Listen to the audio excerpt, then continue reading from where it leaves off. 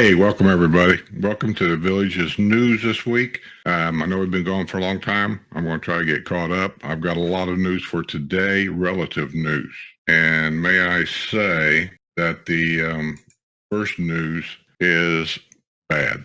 I keep reiterating more and more and warning people more and more about driving your golf cart, being very, very careful. A villager has died after his golf cart crashed at a rec center. The golf cart crashed at 8:51 a.m. into the sign on Buena Vista Boulevard at Seabreeze Recreation Center. It was the only vehicle involved in the crash. A witness indicated that the villager may have suffered a medical emergency. The driver was a male, and his golf clubs were still on the back of his golf cart. The Florida Highway Patrol is investigating the crash. An official with Florida Highway Patrol confirmed the villager died at the hospital. The village's public safety department also responded to the scene of the accident. Be careful, people. Be very careful. I hate reading things like this. Remember, I reported here a while back how our local representative was on the village's payroll. There was a lot of repercussion about that. I don't think a lot of people knew that. And yeah, I don't know what's going on there. But, there's an old saying, if it walks like a duck and quacks like a duck, it's probably a duck. State Representative Brett Hague has announced he won't seek another term in the Florida House of Representatives. Hague has been howled at by the constituents since it was revealed that he is earning $350,000 per year working for the villages. I think that's a criminal act. At the time of the revelation, Hague was knee-deep in an effort to pass legislation that would protect his employer from impact fees to be levied by the Sumter County Commission. Earlier this year, villager Andrew Curtis announced he would be running against the Oxford Republican, who he labeled as hopelessly compromised. Curtis has accused Hague of selling out his own constituents. When he did an in-run around newly elected Sumter County commissioners attempted to fulfill a campaign promise. In an exclusive announcement to the Village's Daily Sun published on Friday morning's edition, Hague said he reached a decision not to seek another term after many discussions with my wife and family. He conceded he was certainly not a celebrity, though once at a political rally in the Village's state Senator Dennis Baxley branded Hague as a political superstar after Hague recited the Pledge of Allegiance. Well, good for him. I done that when I was in first grade. Villager Gilbert Winson, an outspoken government critic, said Hague has gone home to roost with the other chickens. He also suggested that Hague has been a hypocrite. He's been a lot more than that as far as I'm concerned. I think there should be an investigation. You guys want to talk about investigating somebody? Investigate this guy. Passing laws to protect a private business so that law would make more money for that private business person. I mean, that just smells bad. A notorious New York mob hitman has slipped away from the halfway house in Wildwood. Dominic Cadillo, 64, has been placed under escape status after he failed to return Monday from an authorized medical appointment. He is being sought by the U.S. Marshal Service. Cadillo had been transferred from the Federal Correctional Institute at Coleman to community confinement at the local halfway house. The halfway house is located at 6303 County Road 500, according to the Bureau of Prisons. It is not far from the federal prison. Cadillo was convicted of killing 3 people and trying to kill 2 others on behalf of a Rochester, New York crime family. He had pleaded guilty in 1992 to racketeering charges that included the killings of 3 men during mob strife in the 1980s. He sought compassionate release last year on grounds that he could be susceptible to COVID-19 behind bars. He was turned down by a federal judge. He's worried about getting COVID after murdering 6 or 7 people. Does he feel sorry for him?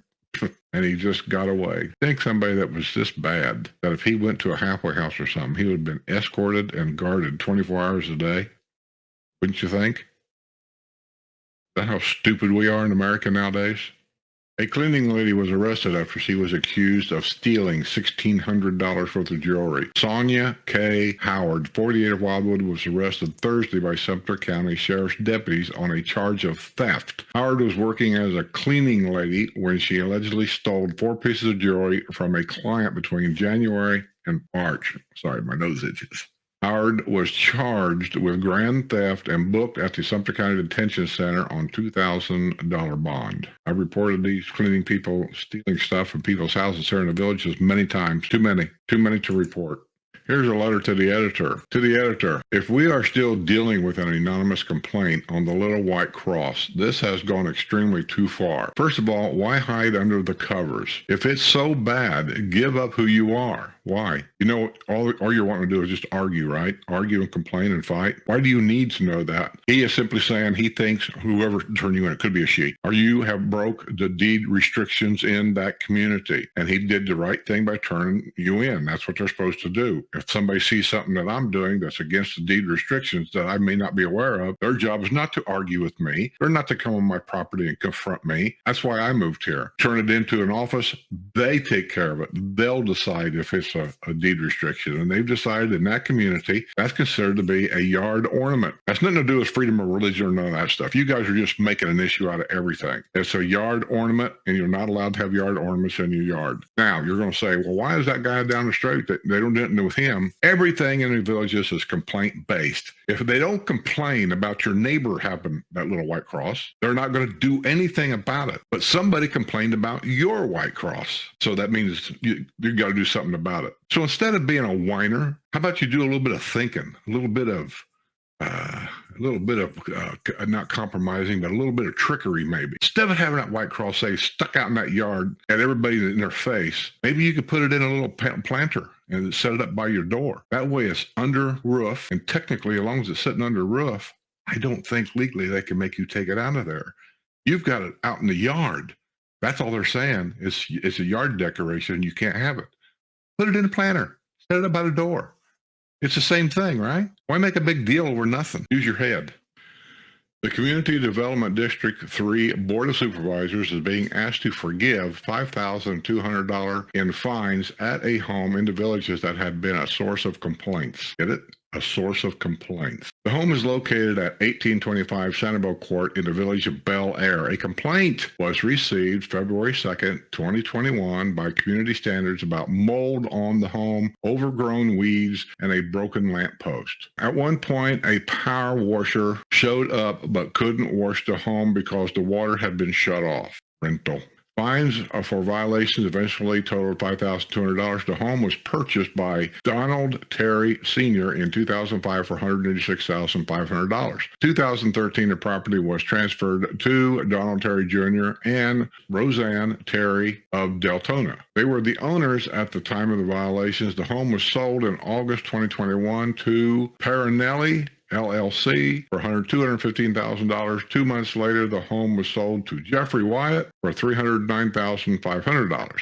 Wow. Nelly made himself a little bit of a profit real quick, didn't he? And I'm looking at it for, you got that picture. I'm going to take another one here. This is the after picture that you're probably looking at right now. And he has cleaned it up quite a bit. Looks very nice. Materials prepared for the CDD3 board indicate the actual cost of maintaining the property was $100. Therefore, Community Standards is recommending the $5,200 in fines be waived. The CDD3 board will meet at 11 a.m. Friday at Savannah Center. And my guess is, as nice as it looks, they'll probably forgive all them fines. I could be wrong, but I think they probably will.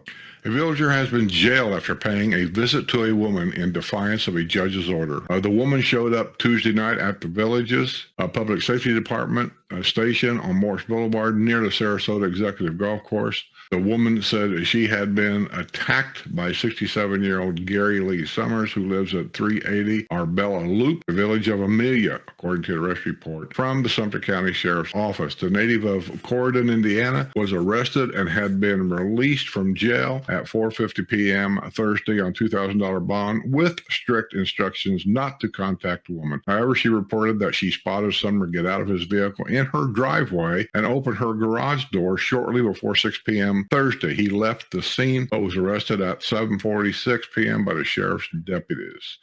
There's another child living with mommy here in the villages. I'm telling you, this can happen to you. these people could move next door to you. Do you want that? You'll never see any of these people moving next door to the developer or his family. It never will happen. 45-year-old man who violated a judge's order by calling his mother asking for bail money has entered a plea in the case. Scott Robert Kirshner, 45, also known as Scott Fudge, entered a plea of not guilty last week at Marion County Court to a charge of violating a court order. Kirshner, who has been lodged since March 19 at the Marion County Jail, reportedly called his mother on March 20th and 21. He was forbidden from contacting his mother, a former resident of the village of Chatham. He allegedly attacked her last year at the Circle K at Mulberry Plaza after the two had gone out to eat at the nearby Beef O'Brady's restaurant. Kirshner was already in hot water after it was discovered he took an Uber to Winn-Dixie after his mother was taken by ambulance from their home in Lake Sumter Reserve Senior Apartments at County Road 466 and Cherry Lake Road. Kirshner was placed on community control after his conviction in 21 incident in which he stole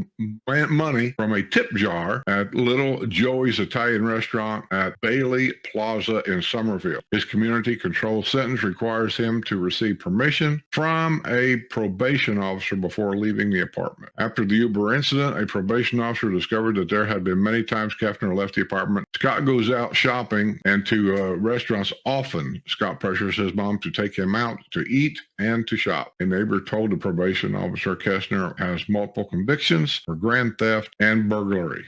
And to think, this is supposed to be a retirement community. And apparently a lovelorn Iowa woman has entered a plea following her arrest in an intoxicated outburst in the Villages. Lita Renee Payson, 54, of Amos, Iowa, pleaded not guilty to a charge of disorderly intoxication last week in Sumter County Court. She remains free on a $1,000 bond. He had been arrested on the night of March 3rd after Sumter County Sheriff's deputies were called to a home in the 1600 block of Durham Drive in the village of Alhambra. Payson said she walked to this house because she is in love with the man who lives there. Payson said the man would not answer her calls.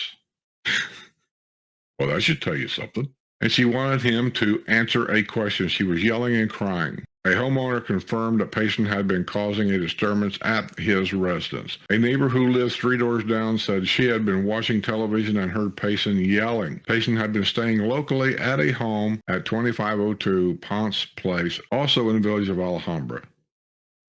Oh, lovely. Just think, Mom, this could be your son-in-law. They can all move in here in the Villages, and you can let them live in your house for nothing. A resident of the Villages, I'm sorry, he already has a home in the Villages. A resident of the Villages has been jailed without bond after a brawl last month with a lady deputy. Aaron Jonathan Ganelli, 31, who lives at 1022 Aloha Way on the historic side of the Villages, was free on bond in Lake County when he was arrested March 14th by Sumter County Sheriff's deputies. In that incident, Ganelli attempted to pry the deputy's non-lethal electronic control weapon from her hand. Stun gun. A second deputy had to fire a similar device at Ganoli 2 times before taking him into custody. At the time of the arrest, Ganoli had been free on bond following a January 20 arrest in Lake County, during which he was also fired at twice with a non-lethal electronic control weapon. A Lake County judge ordered that Ganoli's bond be revoked as a result of March 14th arrest in Sumter County. Oh, here's an update on the mob's hitman. The escape last week of a notorious New York mob hitman has brought to light the fact he had recently been transferred to a halfway house in the Village's backyard. Dominic Tito, 64, is being hunted by the U.S. Marshals Service after he failed to return last week from an authorized medical appointment. His escape has made headlines across the nation and in particular New York. Tito had been transferred in February from the Federal Corrections Institution at Coleman to community confinement at a halfway house at 6303 County Road 500. The halfway house is surrounded by live oak trees in a beautiful rural setting. It is clearly on prison property, and there was various signs warning of surveillance and against trespassing on federal property. The Villages has been gobbling up acreage and building homes closer and closer to the prison in Coleman. Toledo pleaded guilty in 1992 to racketeering charges that included the killing of 3 men during mob wars in the 1980s. In 1987, Toledo went on the run and eluded authorities for 2 years. Toledo became the focus of a national manhunt and moved to different locations across the country, assuming 24 aliases while avoiding police. Law enforcement eventually learned of a payphone in Rochester at which Toledo called local individuals, and police placed a tap on the phone as they surveilled people taking calls there, reported the Democrat and Chronicle newspaper in Rochester, New York, which has covered Toledo for decades. Heavy rain has forced closures of 2 golf courses in the villages. Evans Prairie Championship Golf Course and Belle Glade Championship Golf Course were closed all day Sunday due to heavy rain that fell on Saturday. Yeah, that doesn't surprise me a bit. Evans Prairie is a wet course, and Belle Glade is also a wet course. So the village of Rio Ponderosa will not be prosecuted in connection with a bomb threat 3 days before Christmas at the T-Mobile store in La Plaza Grande. Remember that story? I reported that. I don't know what people's thinking anymore nowadays. You call it a bomb threat, you're going to jail. That's just all there is to that. Why would you say something stupid? Prosecutor's office has announced that 74-year-old Donald Stewart Brown lacks the legal capacity to understand the nature and quality of his acts. The announcement in Lake County Court indicated that Brown is under the supervision of physicians. He had been facing a felony charge of reporting a bomb threat and a misdemeanor charge of trespassing. Stewart has been banned from the T-Mobile store in the villages on December 2nd, as well as the Leesburg store, after causing disturbances, according to the Arrest Department Lake Police Department. A snowbird who used her underwire bra to try to escape from jail has escaped a drunk driving conviction. Susan Mae Shepard, 59, of Massachusetts, pleaded no contest this past week in Sumter County Court to a charge of reckless driving, reduced from a charge of driving under the influence. She has been placed on probation for 1 year in order to perform 50 hours of community service. She had been arrested when her red Lincoln SUV was involved in an accident on October 30th at Walgreens on County Road 466, across from Southern Trace Plaza in the villages, according to the arrest report from the Sumter County Sheriff's Office. Well, there you go. But there's another little thing. Once you lose your license for any reason, that means in Florida, in the villages, you cannot legally operate your golf cart either, because it's a motorized vehicle. Remember Mr. McGinty hates Trump, and he followed the lady that had a T-shirt on saying Biden sucks, and he followed her to the swimming pool, and he got trespassed from the pool, and then they arrested him. He's been fighting this for a long time. I think these people are bored, and they don't have anything to do, so they're going to make issues out of anything that they can because they got to have something to argue about, something to do. I don't get all this, but anyway, he's in the news again. 4 villagers have been chosen to serve on the jury in a political stalking involving a resident of Florida's friendliest hometown. The 4 villagers are among 6 jurors who will decide the fate of 73-year-old Ed McGinty. The 4 villagers are among 6 jurors who will decide the fate of 73-year-old Ed McGinty of the village of Hadley. He will face trial this week in Sumter County Court on a charge of stalking. You know, as educated people, which I think most of us are, we really seem like we go out of our way to make sure that judges and lawyers get paid very well to keep defending us for doing stupid stuff. A suspended Sumter County commissioner has filed paperwork to run for the seat from which he was removed by the governor as the governor's appointee abruptly stepped aside the same day. This sounds like a put-up deal, doesn't it? Orrin Miller of the village of Sanibel filed paperwork Monday with the Sumter County Supervisors of Elections office to seek the District 5 seat to which he was elected in 2020. Oh, let's just keep an eye on it and see how this goes. This is like Peyton Place down here, ain't it? A man armed with a gun was arrested after running from the police at Spanish Springs Town Square. An officer came upon 3 men arguing at about 1 a.m. Friday in the parking lot behind, once again, Margarita Republic. One of the men, later identified as 26-year-old Dante Tremaine Albert of Leesburg, was armed with a gun and fled on foot toward Page Place, according to an arrest report from the Lady Lake Police Department. An officer in a patrol car chased Albert as he rounded the corner near the properties of the village's sales center and headed back toward Margarita Republic. The officer chased Albert and shouted at him to drop the gun. As the officer drew near Albert at Kilwin's ice cream shop, good place to go, by the way. I'd give away some of those gift cards from Albert's, or Kilwin's, I mean. The officer was able to visually confirm that Albert was carrying a black semi-automatic firearm in his left hand. Albert continued running in front of the Sharon Morse Performing Arts Center, then back around to the fountain at the square. He was running toward World of Theater when he was finally apprehended by a second officer. Albert denied being in possession of a weapon. He had 2 credit cards, cash, and 1.224 ounces of marijuana. I did not mean to disrespect you by running. I was just scared. He was arrested on charges of improper exhibition of a firearm, resisting arrest, and possession of marijuana. He was booked at Lake County Jail and released after posting a $3,000 bond. I swear people just get dumber by the day. A villager in a golf cart was arrested on a drunk driving charge at Lake Sumter Landing. Julian Marie Labreche, Labreche, 59 of the village of Piedmont, was driving a green Yamaha golf cart at 10 p.m. Friday in the area of Old Mill Run and Old Camp Road when she failed to stop for a stop sign at the 4-way intersection, according to the arrest report from the Sumter County Sheriff's Office. She also had to brake for another vehicle, nearly causing a rear-end collision. During a traffic stop, the native of Germany appeared to be confused and had slurred speech. She agreed to participate in field sobriety exercises, but called the walk and turn exercise ridiculous, according to the arrest report.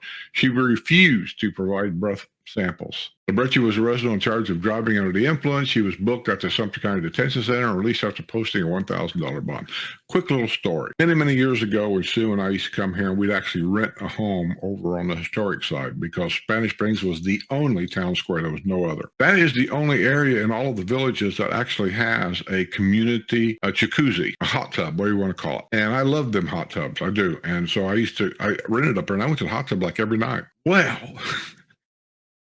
I did not know that a lot of foreign people came here and rented homes in the wintertime. And I'm sitting in this hot tub, and Sue's sitting in the hot tub, and we're just kind of relaxing. And we knew we'd get out of the hot tub, we was going to go change our clothes, then we was going to go down to Spanish Springs Town Square, get a bite to eat, and listen to a little bit of music. Sounds like a great evening, right? Well, as we're sitting in this hot tub, and I'm just kind of looking across the swimming pool area right there, and we were just reminiscing, talking about, about retirement and does this place look like a place we'd want to be? Just kind of just talking.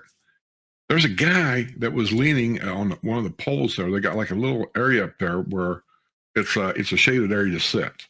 And he's leaning against a pole, and I'm watching this guy, and I had to tell Sis, Sue, look. And this guy was taking off his pants, naked.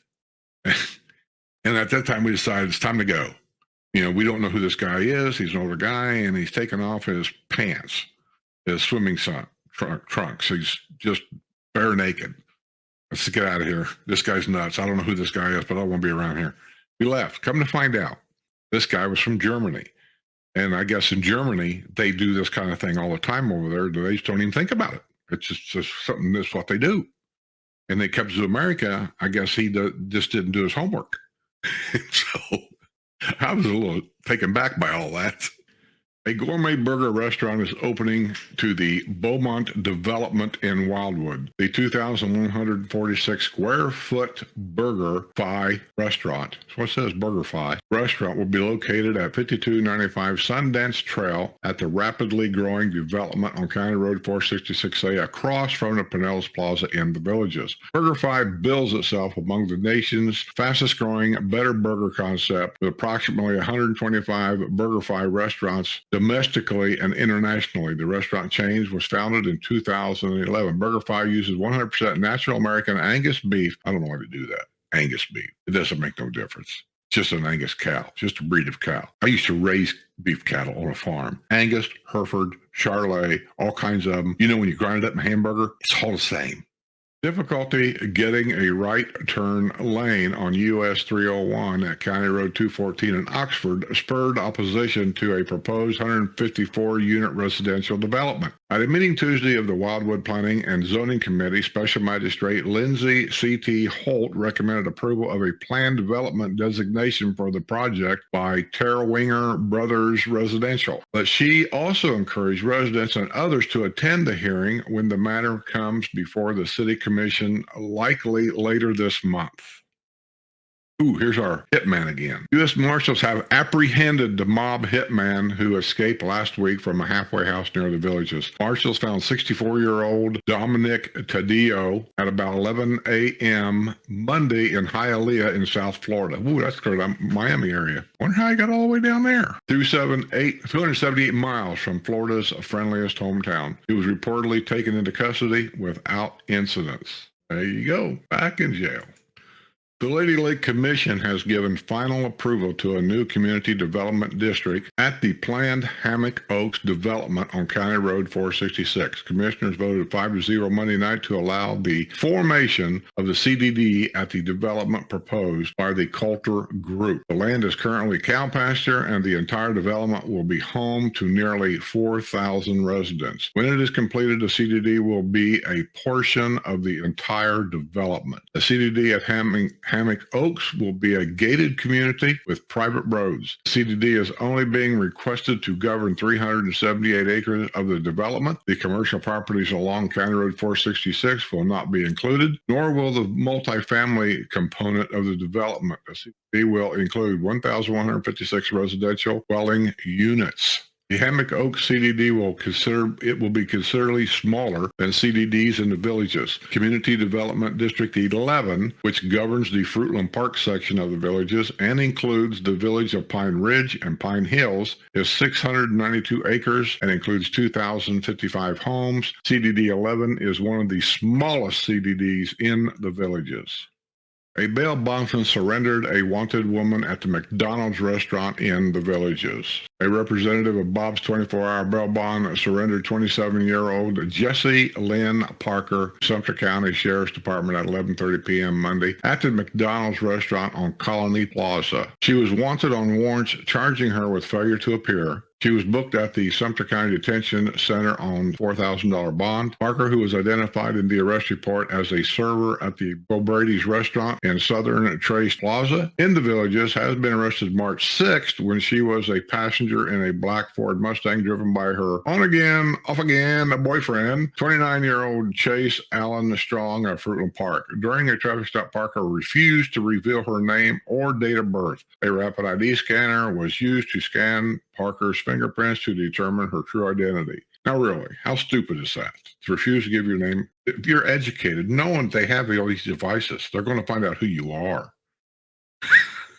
And you refuse to do it. That's just a charge. That's another charge. You could have avoided that whole charge by just simply giving them your name because they're going to get it anyway. People. Here's a letter to the editor, and that's going to probably finish this whole thing up.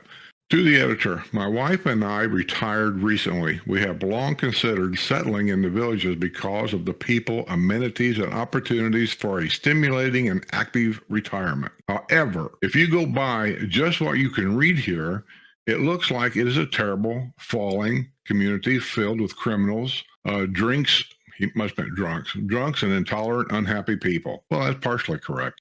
We don't live there, so I don't know if that is or is not the case. Admittedly, it could be a reflection of this publication and not a glimpse of a true Village's life. But you have to be aware of the perception. I genuinely hope I am wrong and the promise of the Villages remains in place.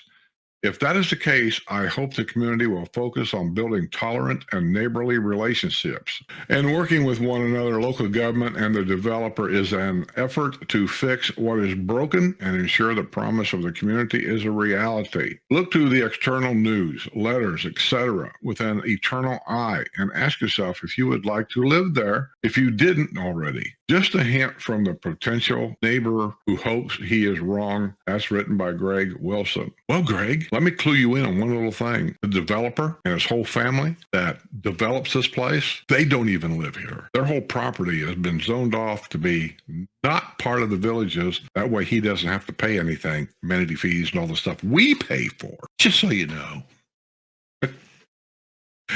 Drunks every day. Drugs every day. People breaking the law and getting arrested for one thing or another. Men fighting with their wives and all this and that. Every day. I read it. And if you don't like the news, you're one of them that if it ain't good news, you just don't want to hear it. Well, you go ahead and move here. But you can't say that you weren't told. Can't stand up and play dumb and go, well, I didn't know. Yes, you do. You know. Don't be putting that little white cross in your front yard. They'll turn you in. Did you know that? Well, that being said, it's good to be back. Don't take anything I say personally. I just try to have fun with the news and put it out there and just kind of let you guys know what goes on here on a weekly basis. So with that being said, I'm going to get out here and say, have a great day. See you on the other side.